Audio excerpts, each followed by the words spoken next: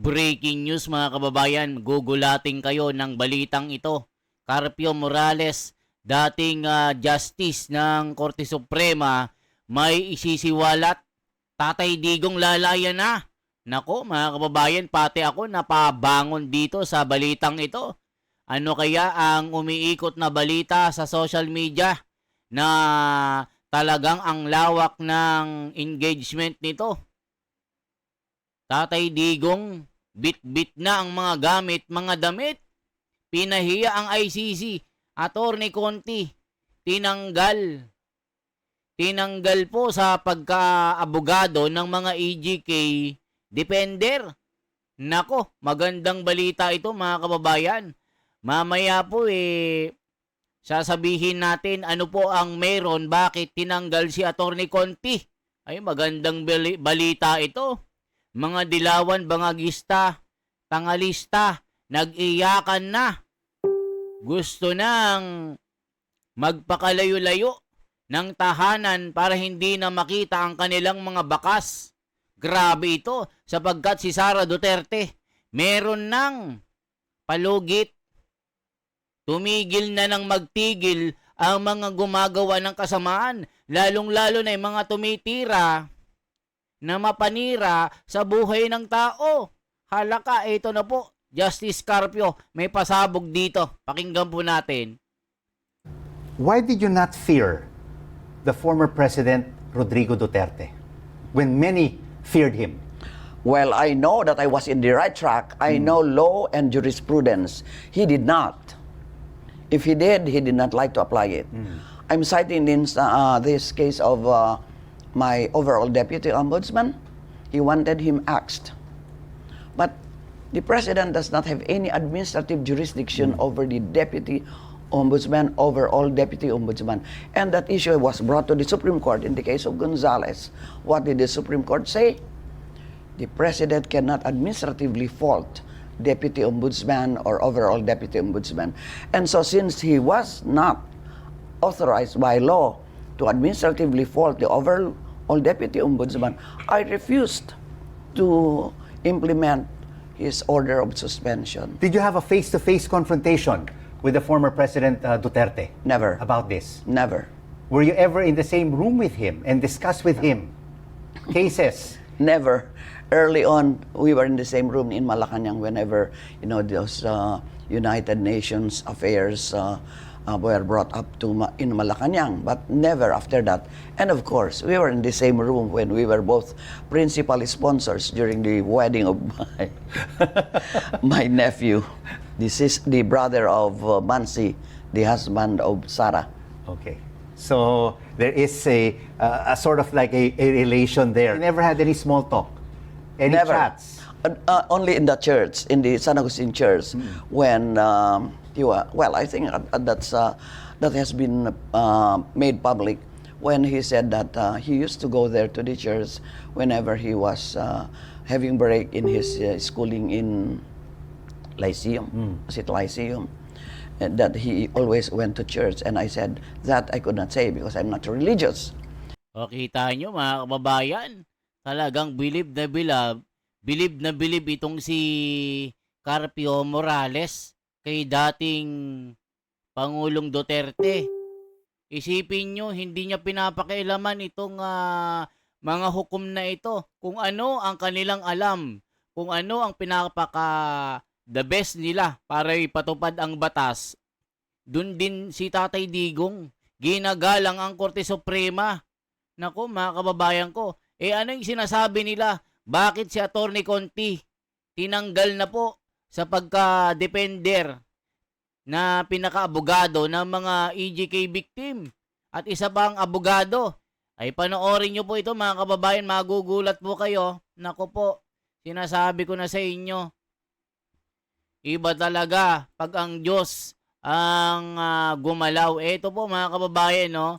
May ipapakita ko sa inyong malupit. Ito tignan nyo ang malupit na balitang ito.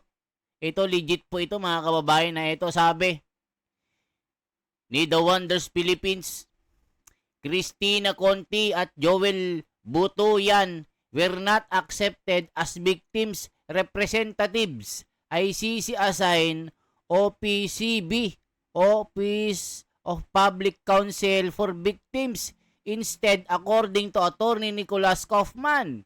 Ito po ang sabi, mga kababayan. Sa mahalagang development ang lumabas kaugnay ng usapin sa International Criminal Court, ICC.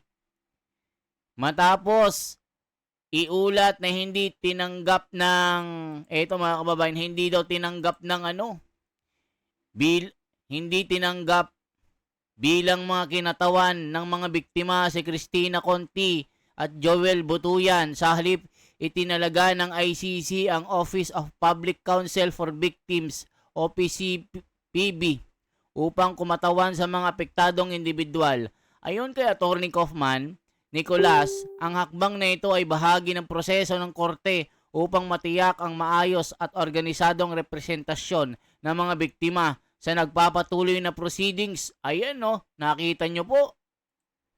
Nakita nyo po yung pasabog na yan, mga kababayan, no? Kasi naman, ginagawan nila ng kwento para mapasama si Tatay Digong. Ngayon, nalaman ng ICC. Ganyan pala ginagawa nyo, ha? Yan din ang nakita ng matalinong lawyer ni Tatay Digong. Ito palang ginagawa ng mga animal na ito, sabi ng mga komento. Ito po, tingnan nyo mga kababayan. Hindi pwede ang Tagalog na salita doon sa ICC. Mahihirapan sumagot yung mga victims representative. Ano daw? Na kung hindi nila kabisado, lalo na yung kasinungalingang itinuro ni Atty. Conti at Butuyan. Kita nyo? Yung mismong saksi at nakakita sa pagpatay at merong documents from police station na may record as witness that time. Kahit sino pwede mag-witness basta galit kay Duterte. Ha ha ha. Itigil ang gawang-gawang testigo. Key legal text on ICC acquittal, Netherlands, amendments to regulations of the court 2026. The new rules regulate the filing and handling of motions for acquittal, improving procedure and ensuring swift decision making by chambers. Ayan mga kababayan ko, yari na. Yan ang sinasabi po natin mga kababayan. So ngayon, ituloy po natin itong si Atty. Carpio. And then he said, yes, I know. Your father used to tell me that you are not. Because our house in GSIS village was one house away from the house of the Dutertes. And that was the only chat that you've ever Yes, had with yes. him while you were still ombudsman. Yes. What do you think should happen to the former president now that he is in The Hague awaiting his fate with the International Court of Justice? Again, I'm sure the judges will go by the evidence. If they find the evidence is strong enough to convict him, then so be it. Do you think he'll ever come home a free man? That would depend whether or not he'll be found innocent or whether he'll be found guilty. But if he does come home, will he be coming home a hero, you think? Well, that would depend on the sign of the times. Sara is very popular now. And they say that if he goes, I don't know, I'm not concurring nor dissenting. If he goes, then Sara's popularity will rise. Ayan mga kababayan, napakatindi ng sinasabi ni Carpio Morales on ex-President Duterte. If he knew the law, he did not like to apply. Grabe mga kababayan. Ano sinasabi ni Carpio Morales dito na isang hukom dati sa Supreme Court? When PRRD goes, Sara will rise. Nako, yari ang mga dilawan, bangagigan dito at mga pulburinitan. Pag may nangyari kay Tatay Digong doon, lalong lalakas si PRRD. Ang anak niya na si Sara Duterte makakauwi. Whether he goes or not. Nako mga kababayan, lalong tataas ang popularidad ni Sara Duterte. Maaring makakauwi ito or maaring hindi na. Pero ang higit na dito, si Sara, nakatadhana na. Yan ang sinasabi ng mga komento. Nako po, yari na talaga. So, For those who do not like Duterte, they should pray that he be kept alive. For those who hate Duterte, for those who love Duterte, they should pray that he should. But anyway, baliktad. I know. So when all is said and done, Justice Morales, what will happen to our country in the near and medium term You know, we are people. as we go through these challenges in our we political are landscape? people steeped in resilience. But we have always been said, let's not anymore use the word resilience. We have to fight back. Oh yes, in fact, if we are silent despite all these chaotic scandals and all that, then you are party to the blame. We should talk widely. And why do you think there are, the trouble is that people have already this people power syndrome. They try to organize big rallies, pero, when the day comes, those who say, I will be attending the rally and all that would not show up. People power syndrome. Yeah, so without the people power syndrome, how can we generally institute change? Because the people really have to be on the streets to let our public servants know that what they are doing Well, we is keep wrong. trying. We keep trying. There's no harm trying. Keep trying. Keep trying. So you think that this corruption scandal in flood control and in other agencies of government will not disappear? The people will remain vigilant and continue to pursue. I'm very, very optimistic. Alam niyo naman ngayon mga kababayan, allegedly itong si DILG John Vic Rimulya, hindi ko sure kung ito ay totoong sinabi. Pero kung sinabi niya ito, ay hindi pwede mga kababayan. Na sinabi ba naman niya, di umano, na itong flood control kalimutan na. Dahil tag-ulan na ay tag-ulan na, dahil summer na, wala nang baha, kalimutan na. Magseryoso na lang at isipin na lang ang mga importanteng bagay na ikakaunlad ng bansa. Pwede ba yon? Nakalimutan na lang ang mga nagdaang kahapon? Kalimutan na lang ang mga sakit na naramdaman ng bawat mga Pilipinong binaha, binawian ng buhay, nanakawan ng pera, ng mga buwis sa binayad natin, kada buwan, kinsenas kada buwan. Bibili ka, tinataksan tayo, bumibili tayo ng singkamas, talong, sibuyas, may mga taksyan. Pwede bang kalimutan? Yan din, di umano, allegedly ang sinabi na Auntie Claire, kalimutan na natin ang flood control, nakakasama na, babay. Babay yung mukha mo. Pwede bang kalimutan ang mga nagnakaw ng kahapon? Hanggang ngayon may pagnanakaw pa rin na nararamdaman ng mga Pilipino? Pwede bang kalimutan na lang ang masakit na nakaraan? Na nag-iwan, na nag-ukit ng mga baka sa mga sakit sa ating mga puso, mga peklat na hindi mabura-bura? Pwede ba yun, Auntie Claire? John Vic Rimulya? Paano mga nangamatay? Mga nagbuwis ng buhay? Mga naapakan ng mga tao na tunay na naghirap sa bahang ito? Paano mga buhay na inanod ng mga baha? Na kung ikukumpara natin ang mga buhay ng mga politikong nagnakaw ng perang ito, kung tayo, binaha tayo sila, binaha ng perang mali-maleta, pwede bang kalimutan na lang ang kahapon? Pwede bang kalimutan na lang si Tatay Digong? Pwede bang kalimutan na lang ang ICC dahil si Tatay Digong ay nakakulong na? Pwede ba yon?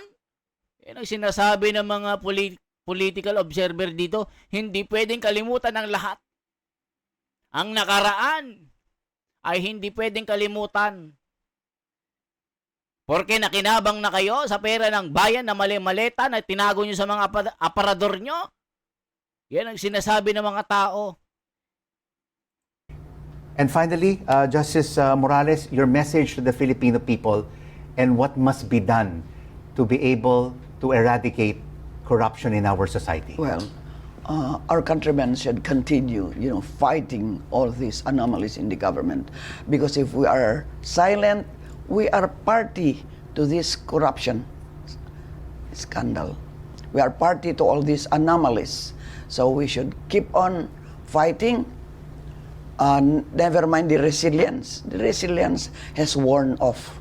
Let's not rely on that word no more. Let's fight. Don't allow people to step on us forever. Ayan, former PH ombudsman pala to mga kababayan. So ngayon po ano namang sinasabi dito kay Attorney Kaufman na inalis bilang representatives. Ayan Christina Conti at Joel Betuyan were not accepted, hindi tinanggap, binasura sila as victims representative ICC assigned on OPCB.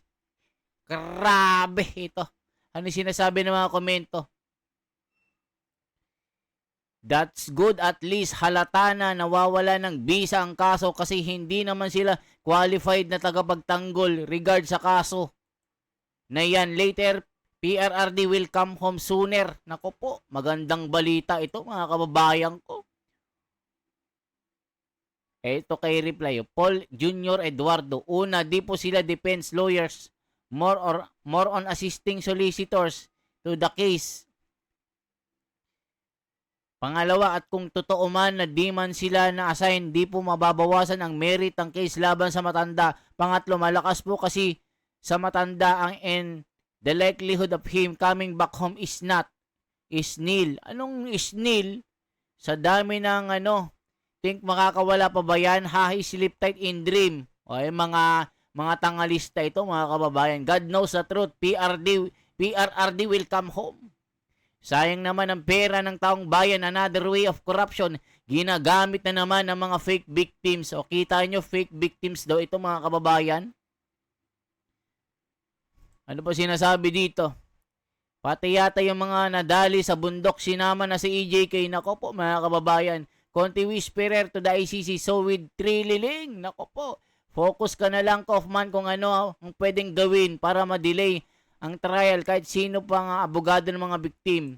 Kung uusad ang trial, hindi pabor kay Tatay Digong at lalo na sa iyo mapapabilis matapos ang kaso. Paano na yung mga bayadan? Nako po. Dapat lang kasi kung sila Conti ang haharap sa kaso ay bias agad. Tuturuan ng kasinungalingan ang ituturo nila sa biktim. Kuno, o kita nyo. Kahit anong fake news gawin ninyo, lalabas din ang katotohanan na si Tatay Digong ay isang inosente. Ginawa lang niya ang kanyang trabaho. Diba mga kababayan? Wow, good decision ICC. O yari na. Kinampihan na ng ICC si Tatay Digong. Tila humihina na ang depensa ng mga abogado ng EJK victim kuno. Tila nawawala na ang kanilang impluensya, ubos sa siguro ang pera. Halaka, mga kababayan ko. Ano ang masasabi ng mga kababayan natin? Yari. Kasi wala nang may bayad siguro, kaya tabla-tabla na. Yan ang sinasabi ng mga tao dito, halaka. Mga kababayan. Mga kababayan ko, ano nang nangyayari? Nawawala na ba ang kapangyarihan ng dilawan? Nawawala na ba ang kanilang inipon na maleta dahil ubos na? Siyempre, parang sasakyan. Pag nawala na ang gasolina, hindi natatakbo. Hindi nila na-maintain ang panunuhol. Halaka, yari. Kampi na kay PRRD ang ICC. Uuwi na talaga ito. Ayan mga kababayan ko, yan ay sinasabi ng mga komento. Sana po totoo ang lahat ng ito mga kababayan. Dahil pag si Sara Duterte nang naging Pangulo at uupo ng 2028 kasama ni Marcoleta na magiging Vice President, tago-tago na Atty. Conti. Hanapin na ang double passport, dual citizenship doon sa Portugal kasama ni sino itong kasama ni ni Tamba. Kasama ng mga kontraktor, tago-tago na Trililing. De Lima, may dual passport na takbo na sa Portugal. Mga kababayan ko, yan lamang po ang ating bahagi. Salamat po sa inyo lahat. Gaspar Beltran ng Cebu City, salamat po sa inyo at sa mga taga-UK, taga-Amerika at sa Czechoslovakia, Africa hanggang Antarctica. Mabuhay po. This is the Wonders Philippines. Ang inyong lingkod for transparency for a better democracy. Mabuhay po.